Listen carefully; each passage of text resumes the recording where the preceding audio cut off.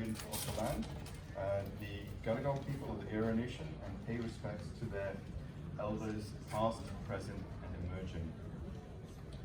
I'm Josh, Joshua Vaith-Monicum. I work here at Axel, and my role, to simply put it, my boss told me, Josh, your job is to make sure my face does not appear on the front page of the Sydney Morning Herald. So, in essence, my role is to work with leaders and teams to lower risk and increase your productivity.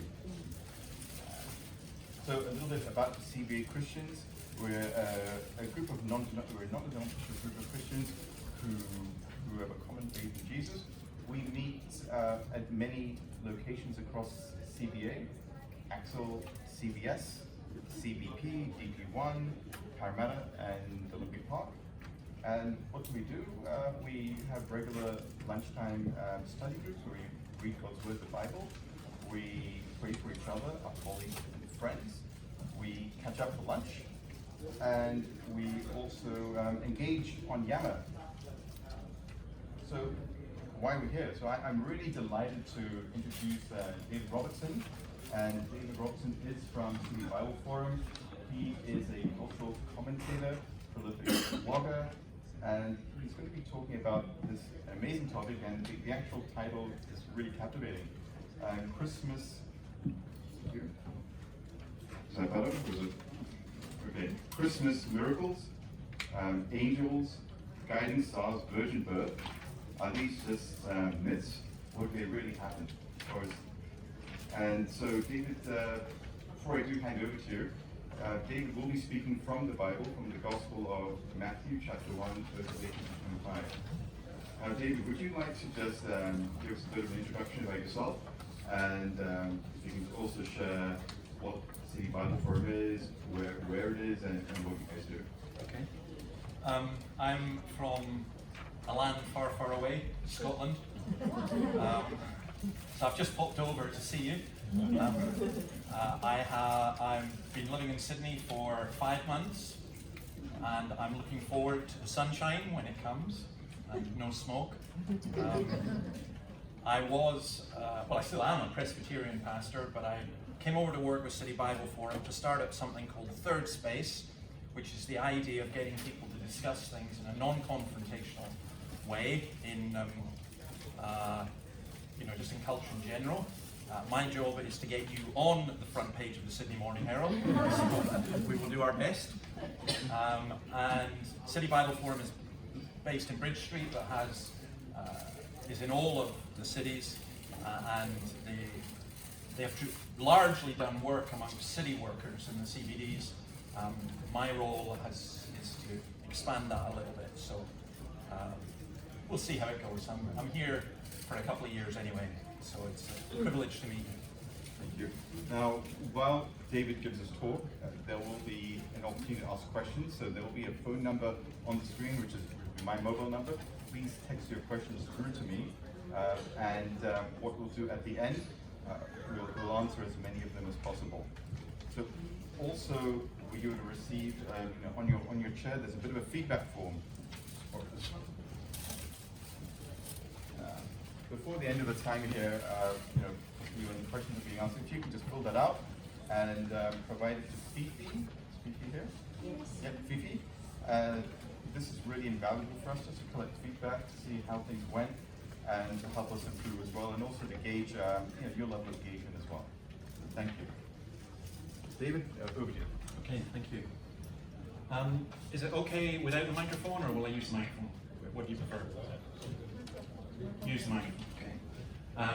I also try to speak in a not very strong Scottish accent, because they say that people can't understand us. I want to tell you both at the beginning and the end about a friend of mine. I'm from the city of Dundee in Scotland. It's not exactly the biggest city in the world. We have a number of students with us, and one of them was up at our house with several others, and he was from China, and some of our Scottish students said, "What's it like for you to come to the big city?" Well, Dundee has 150,000 people in it. And he said, "Oh, my city has quite a lot of people in it too." And they said, "How many?" He said, 25 million. He was from Shanghai. So it was just a different world. But one of his friends was a lady called Xian, if I pronounced that correctly, and she came from the city of Xian. And she started coming to the church, and I asked her why she was coming, and she said, because my parents are leaders of the Communist Party in my home city. And she said, I was very lonely here. And the only thing I could find like the Communist Party was the church. So that maybe says a lot about my church, I'm not sure. But I do remember her coming to our house at Christmas. And that was before she'd ever come near the church. And I was just amazed. I just thought she was an absolutely wonderful person. And mega intelligent. And also just had an attitude that I would commend to any of you, which was simply this. I don't know what this is about. And I don't want to make a judgment until I find out. And to me, that is an intelligent approach to things. There's not much point in making comments about things that you do not know.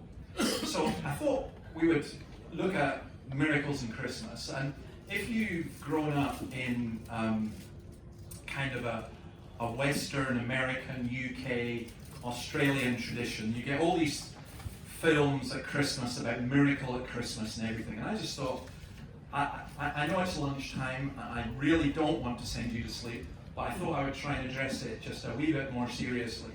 And immediately I realized I've used the word we, which just means little. I'll try not to use too many Scots words. I want to ask, what is really a miracle, first of all? Because we use the term miracle very differently. So I would say about my teenage son, when he gets out of bed at 10 o'clock in the morning, it's a miracle. You're out of bed before midday. It's not a miracle. I would say about, I don't know, Australia winning a rugby match. It's a miracle. And it's not really a miracle, it's just unusual. There are lots of things that we might say that are miracles or not, but I like the word miracle. Is this, oops. Yeah. Can we check it? This is actually all connected.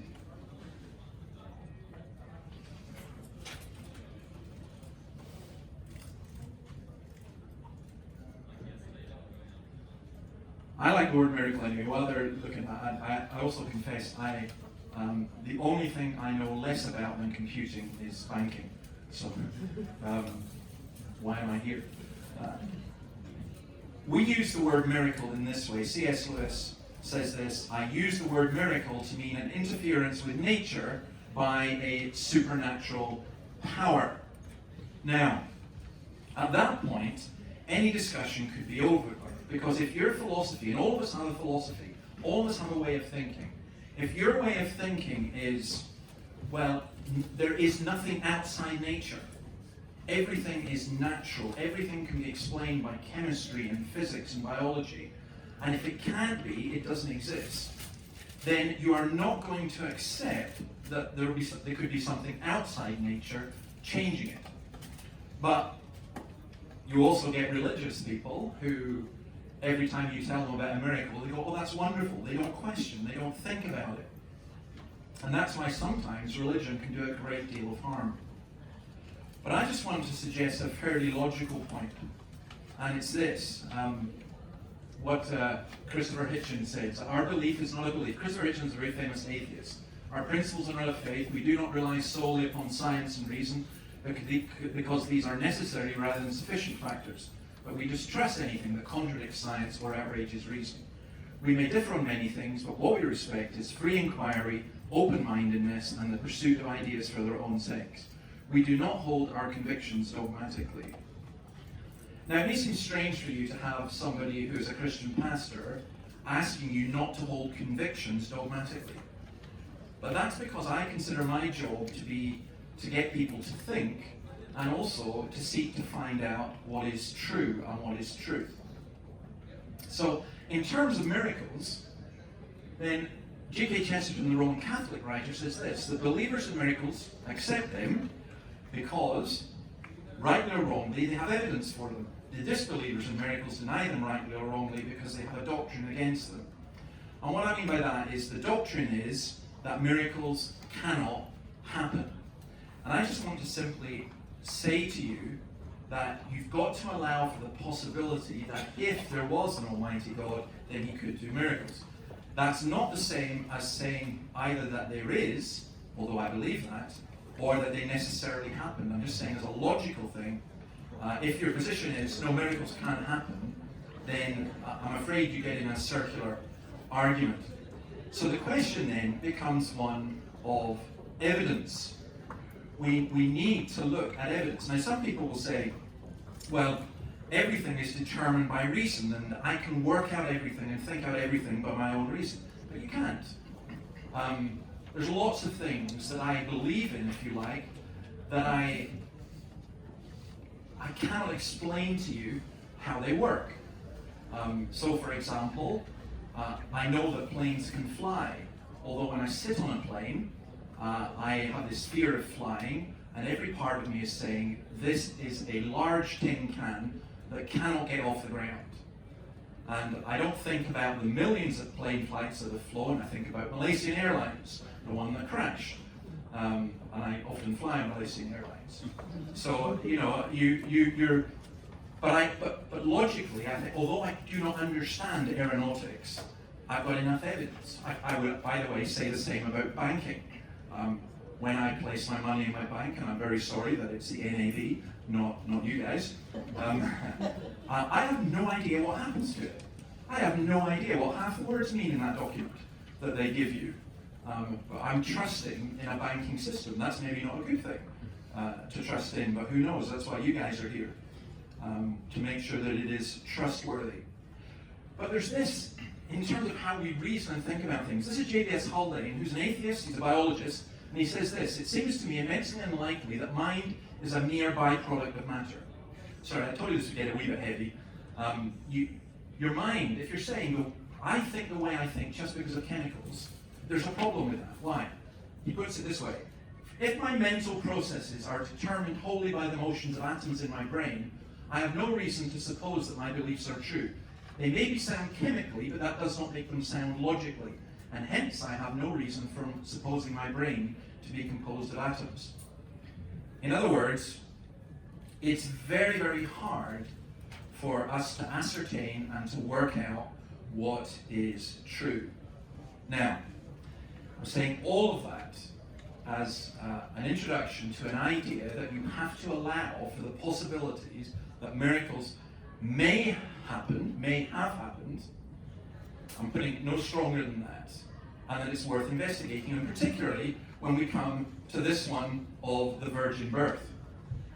Larry King, the American commentator, was once asked who he'd like to interview if he had his pick from all history. His answer was Jesus Christ. What's the one question you'd like to ask him? I would ask him if he was indeed virgin born, because the answer to that would define history for me. Now, I thought that was very unusual, because I would normally have put it in terms of, did Jesus rise from the dead?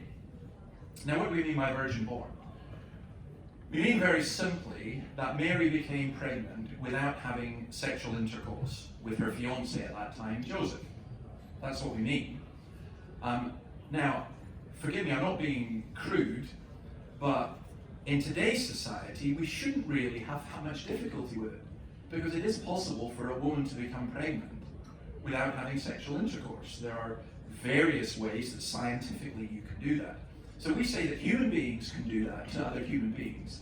Why could God not do that if God was there? So what's happening is the people who are saying, no, this couldn't have happened, this is ridiculous, are people who are basically starting off with what I said at the very beginning, that there can't be such a thing as a supernatural power working on nature. Now, there's a television series from the BBC called EastEnders.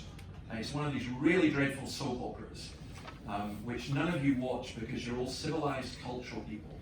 But I've watched soap operas from all around the world, and they basically exist in every culture. And I do have to confess this, having come to Australia. I used to watch Neighbours, and I watched it many times until I got over my addiction. And I just thought that's what Australia was like. But this program called EastEnders, the writer of it was a man called Tony Jordan, and he did a series of programs on what we call the Nativity, the birth of Jesus. And he was talking about how he met with some Christian religious leaders, and I'm using Christian in the widest possible sense, because they didn't believe it. And this is what he said. They were explaining to me about the Nativity and how it never happened. And they were saying, well, of course, Mesopotamia, mumble, mumble, there's always the legend of the virgin birth. And Tony Jordan's not a Christian. He was going, but you guys are supposed to believe this. He said, I'm not taking this from you. So what he did was he went back to the Bible, read it himself, and he produced this marvelous mini 3-part series on the Nativity from the Bible, not from what the theologians said. And he found it much more believable.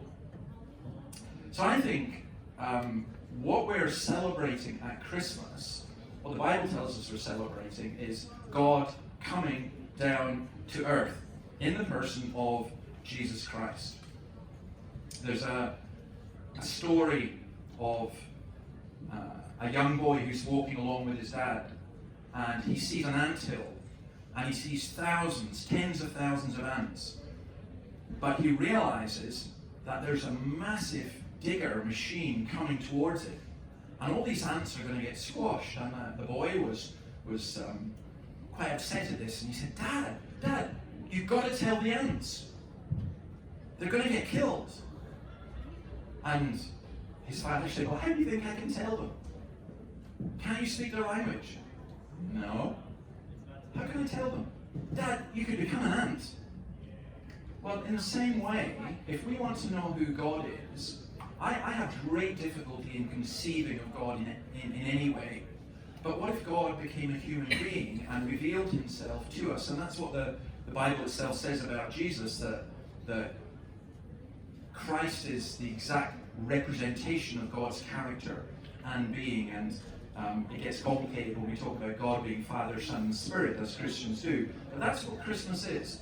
Christmas isn't just about having Christmas trees. Or, by the way, can I just say this? For me, it is so strange being here as a foreigner at Christmas. It just does not feel like Christmas at all. Because Christmas for me is really cold, and there's snow, and it's like, it doesn't get light till 9:30 in the morning, and it goes dark at 3 o'clock.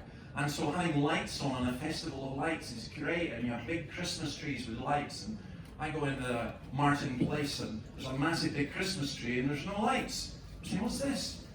You know, it just doesn't feel like Christmas. And you've got people in 35-degree heat dressed in woolly suits and Santa outfits, and you go, what are you doing that for? That doesn't make any sense. So it just feels really, the world seems kind of strange for me in that. But I'll tell you this, there's an awful lot of people who like the idea of Christmas, but without Christ. And it's like, you take Christ out of Christmas, you're just left with MAS. It just means nothing. And I think that's why this is really, really important. By the way, I have a friend called Ian, and he says this: if you take the word Christian, if you take the word Christ out of Christian, all you're left is with Ian, and Ian won't save you. And I quite like that as well. Appeal to my sense of humour. But let me put it this way, just to summarise this. I would never ask anyone to have a blind faith in Jesus. I wouldn't ask them to have a blind faith in anything.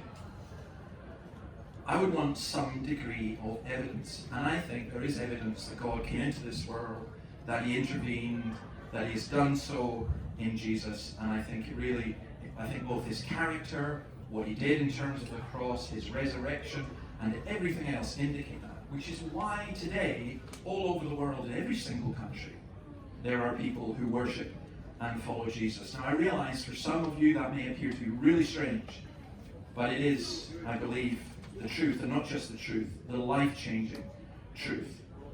Now, we have some of these Luke's Gospels. You're welcome to take one. It also has my card in it, and the last talk I did on this was great because people took the card and wrote and asked questions, and if you'd be interested in doing that, or doing an online Bible study, or doing something that we have called Word 1-to-1, then please do take one of those, or please let me know. But let me return, as I finish, to my friend Qian. She came to something that we ran called Christianity Explored. And I think it was the second time that she was there. There was a hall with about 30 or 40 people. And I noticed she was really, really upset. She was crying. And I thought, okay. So I asked my wife, I said, can you go and just see what's up with Shanna? Or something. I thought maybe it's something I said because I was leading the event. And, I often manage to offend people without meaning to. And I said, well, can you go find out what's up? And she went to see Shannon and she said, are you okay? And she said, yes, I'm okay, I'm okay. She says, but you're crying. I mean, the tears were pouring down her face. And she said, why are you crying? She said, it's not sadness. I said, why? She said, it's Jesus. He's just so beautiful. And she was beginning to grasp who Jesus was. As just somebody who had the very opposite of religious indoctrination and a religious upbringing. Yet as she began to see who Jesus was, it transformed and changed her life. And that is my hope and prayer for every one of us. So, we'll leave it there, and if there are any questions, I'll leave it to our host. Thank you, David.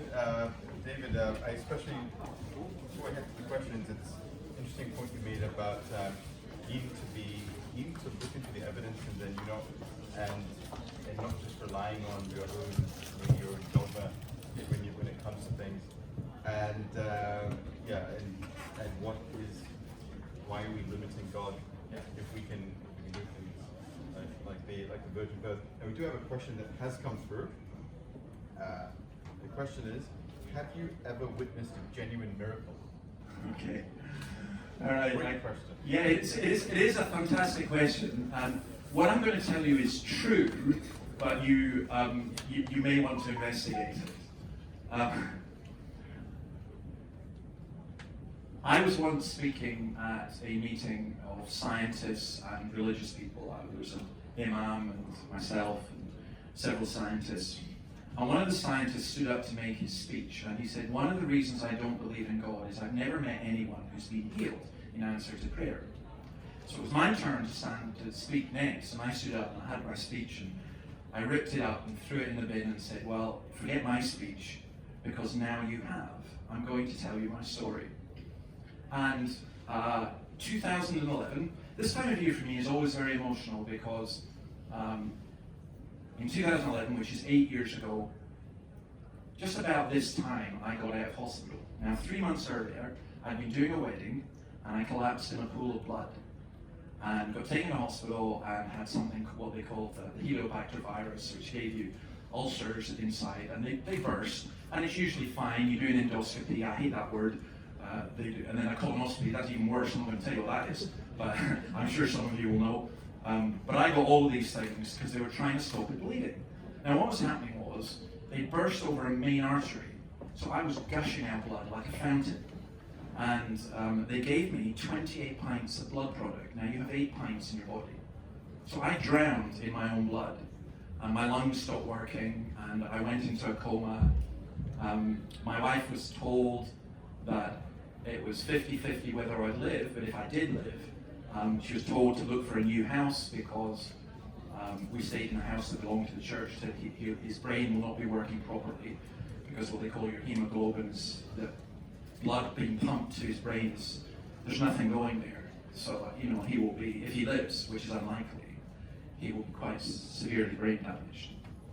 And my poor wife, because of course I knew nothing of this, I was in a coma. Well, I was in and out of the coma, various things. In fact, there are many amusing stories that the people in the ICU ward have, because I was apparently one of the most delusional patients they've ever had. I thought Colonel Gaddafi was after me. I thought I was the King of Norway. It was all grandiose things. I tell you how delusional I was. I even wrote at one point, I'd like to see Justin Bieber. And I have no idea why I wrote that. I have no interest in Justin Bieber whatsoever. I have taste when it comes to music. And anyway, to cut a long story short, I ended up with things like I got E. coli of the lung, I got pneumonia, they couldn't get me to breathe, they put a fishbowl over my head and that didn't work. And it just seemed really, really impossible. But my church, and all the churches that belong to our denomination, they were asked, and this is very unusual for them, they were asked, whatever you're doing at 12 noon on a particular Sunday in November, stop and pray for David. And the result is that after that weekend, I began to get better and didn't relapse. Before I began to get better and relapsed several times. Now, you can put that down to coincidence, but my surgeon, who was a Muslim, when I was leaving the hospital, one of the doctors said, "You're a very lucky man. You've come so close to death." And Mr. Shibby, my surgeon, said, no. He's not lucky, and I didn't save him. He said, "I have no idea why he's alive. As a surgeon, I cannot say that, but I believe that God healed him." Now, does that prove anything? No. It doesn't prove a single thing, except to me. It's quite important to me that I'm alive. I think my family think it's okay too. But does it prove that miracles happen? No. But is it an indication that they might? Yes. And I could give you many other stories like that, but that's the one that I personally know. And so I would say yes to that question. Thank you. That's the only question that we have. Does anyone else have any questions they'd like to ask David? Feel free. Or not. No. So, sorry, were you going to say something? No, I was just going to say I don't mind. I'll be really nice to you. Right, so David, before we finish off, firstly, look, thank you for coming out today. We've got a small gift for you. Oh, I love gifts. That's what Christmas is all about. Thank you. Thank you so much. If you, I appreciate that this is a bit of a crowd setting. If you would like to ask David any questions, and Lachlan is also here from the City Bible Forum. If you'd like to ask him any questions, please feel free to talk to them after we wrap up. Also, you can ask questions to the person that invited you, brought you, or you can ask me. You got my number now, so you can get me anytime. So feel free to ask me questions about anything that you did here today. Now, again, the forms that you would have filled out, the feedback form, if you can please provide to Fifi. And at the back is an envelope. If you do feel like you'd like to financially support the Bible Forum, the envelope's at the back near the group, if I'm not mistaken. It's there. Now, the only thing I've got to say now is, look, thank you for coming, and I really wish that you have a really safe and happy Christmas and New Year. Thank you so much as well. It's a privilege to be with you all, and please do feel free to contact us, and I hope we'll be back in this building again. I tell you, your security is great. I came in the door and signed up, and the woman said, "You've been in one of our buildings before." And I went, "Oh my goodness, what do you do? Facial recognition?" So I hope that she'll recognize me again when I come back. But thank you.